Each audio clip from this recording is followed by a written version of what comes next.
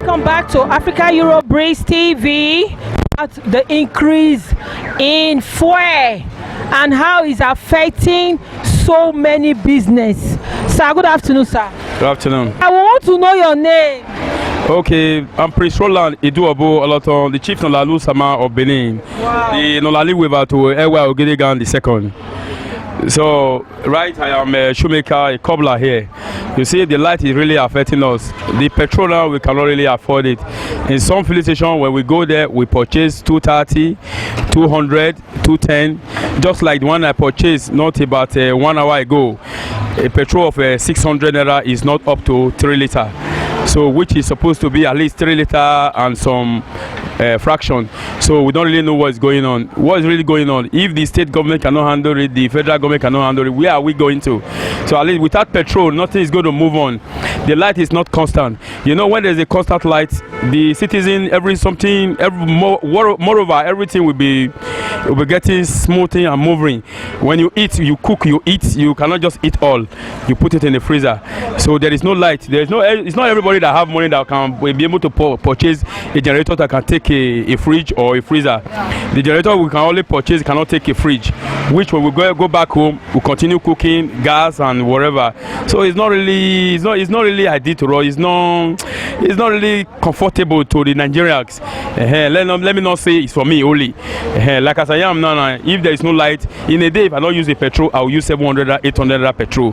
The way we use it, when we fire what we are firing, we will off the generator. So we cannot keep the generator on. So by the time we keep it on, how much are we getting on the job?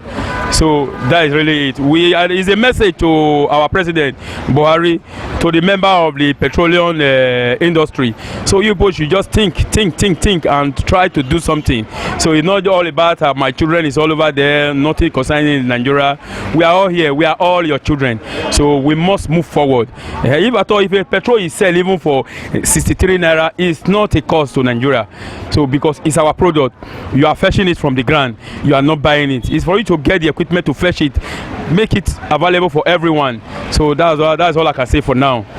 Thank you, sir. Sir, how is it affecting your business? How is it affecting it? For example, because you told me that you buy for 600, 700. Example, how is it affecting? These very sandals that I'm manufacturing, like this very one now, like this one I'm holding.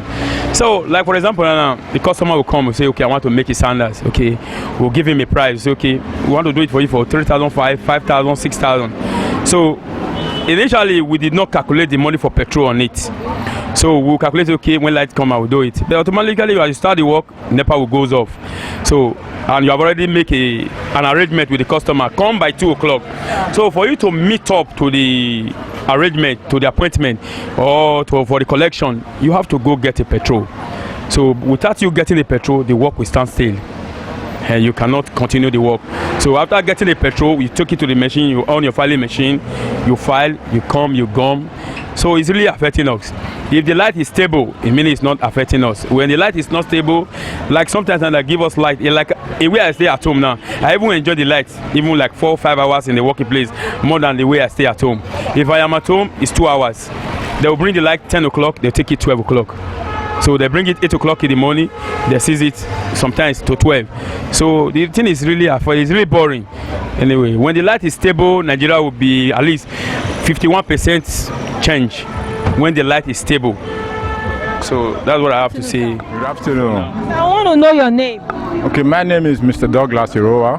Thank you, sir. So there is an increase in fuel, and we are asking, how is it affecting your business? Oh, the fuel increment. Yeah, sure. It is affecting our business drastically in the sense that we used to buy fuel at 145 naira, and now the fuel is being sold at 180. So I'm selling it at 200, depending on the station or how they got it. But for we, the cabmen, it's affecting us big time. In the sense that where we used to go to at like maybe 500 naira, so we are not trying to pick them maybe 600, 800 naira. They will not say 500 naira, 600 naira, 700 naira. At least they have to sit down on that 500 naira. But we, as the cabmen, we have no choice.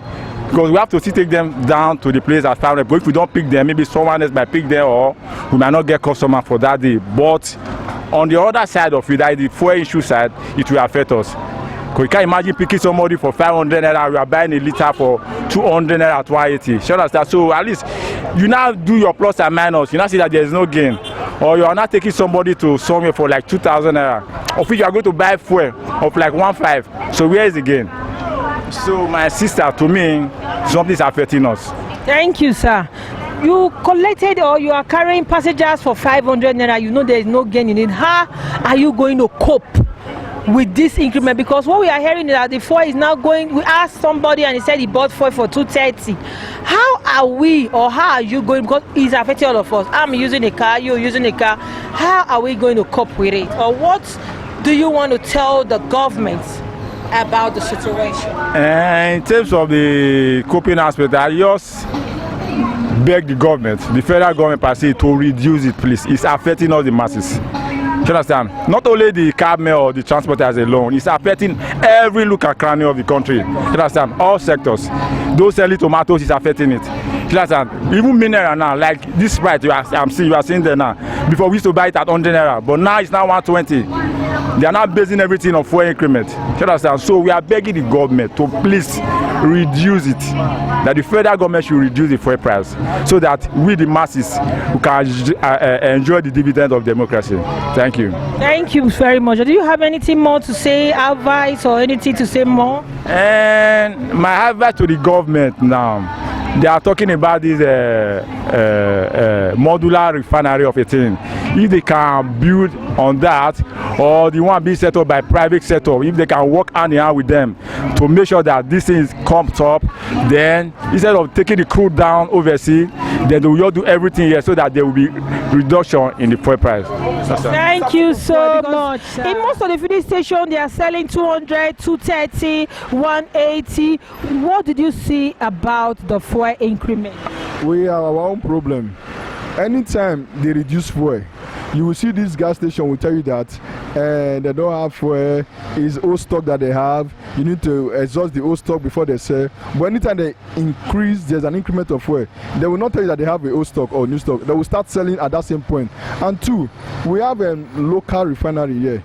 Those guys in Warri, in Niger Delta, that you call them illegal broker.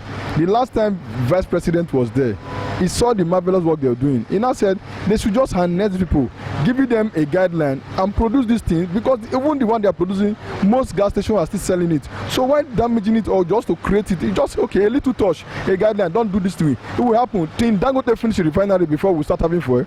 We have refinery in Kaduna that does not even produce fuel. What kind of nonsense is that? You will take a refinery to Kaduna when you have a refinery in Warri that is not working. So the politics in everything is just too much. Till we stop politics and be real, that is the only way we can move forward. But for the fuel increment, I can't imagine what we are producing.